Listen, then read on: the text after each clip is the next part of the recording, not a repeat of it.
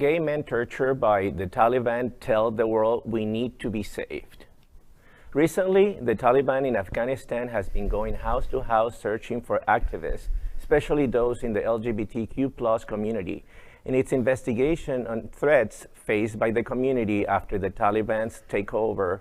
Human Rights Watch reported that LGBTQ+ Afghans were, quote, sexually assaulted or directly threatened by members of the Taliban because of their sexual orientation or gender identity, end of quote.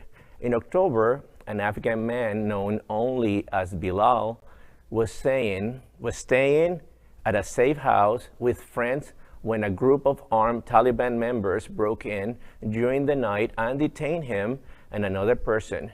In an interview, he said, quote, they brought rubber whips to tie my hands, laid me on my stomach, and beat my buttocks till I bled. They beat me up with power cables and threw cold water on me and passed electricity through it. These burns you are seeing are because of this. I pass out of pain, end of quote. At the end of the interview, Bilal said, quote, tell them we exist, we need saving, and we want to survive, end of quote. This is heartbreaking. When we were initially, when you were reading this, I was like, oh, are we talking about Ukraine? Like, oh my goodness, you know, this is happening right now as we speak, and the Taliban is doing this, going door to door and saying, hey, you, okay, yeah, we're gonna torture you, basically, you know. I can't believe they allowed this interview, John. Yeah. No, I mean, no, yes. I mean, I'm sure it was a very secretive interview. I mean, it was done on the low. I mean, I'm sure Bilal is not his real name. And the fact is, Afghanistan is an unsolvable puzzle. The British weren't able to do it. The Russians, the Soviets weren't able to do it. We certainly weren't able to do it. And now the Taliban, as brutal as ever, has the imprimatur of legitimacy as an actual government, even though it only controls certain parts of the country, because nobody can control that whole area. Yeah. You guys are gonna think that I relate everything to film, maybe, but that is your world. Yeah, but you guys have to watch Flee.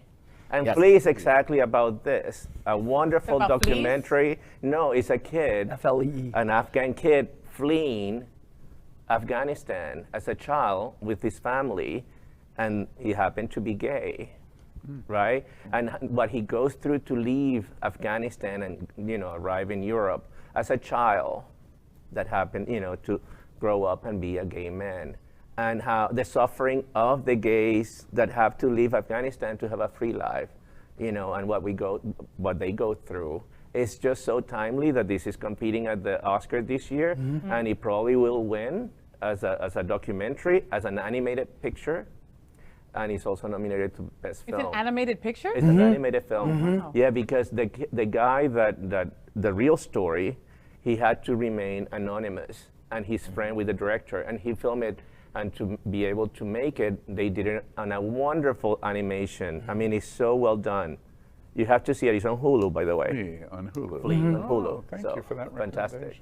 I worry that it's just a matter of time before our own Taliban, aka white nationalists, take it upon themselves to start doing something similar. I mean, I really do think it's just a matter of time before that happens. You know, when I hear the word Taliban, if it wasn't so serious for Afghanis and the region, and really the entire world from a humanitarian standpoint, they would be completely laughable if it wasn't so serious.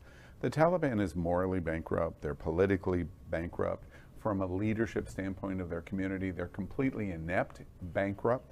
And it's a situation, in the story that you just told, they've gone house to house searching for queer people. That's what they're spending their time doing. I would recommend that they spend more time trying to find some food, because people are starving by the millions in Afghanistan. Instead, you're going house to house searching for queer people. And you know what that reduces the Taliban to? That reduces the Taliban to the ash heap of ridiculous philosophical policies that are tried to impose on other human beings. They will fail, just like the Soviet communism model, just like Adolf Hitler and Nazism, and just like the Taliban in Afghanistan. You are going to be relegated to the ash heap of very bad ideas. LGBTQ plus news is vital for our community and for the broader world as a whole. We have enough enemies at Fox News. Tucker, Sean, and Lara are loud. We need passionate allies. Happening Out television network, Queer News Tonight, and It's Happening Out are literally out of the closet and into the headlines. Our community needs your support. Like this broadcast and subscribe now to ensure the growth of the entire LGBTQ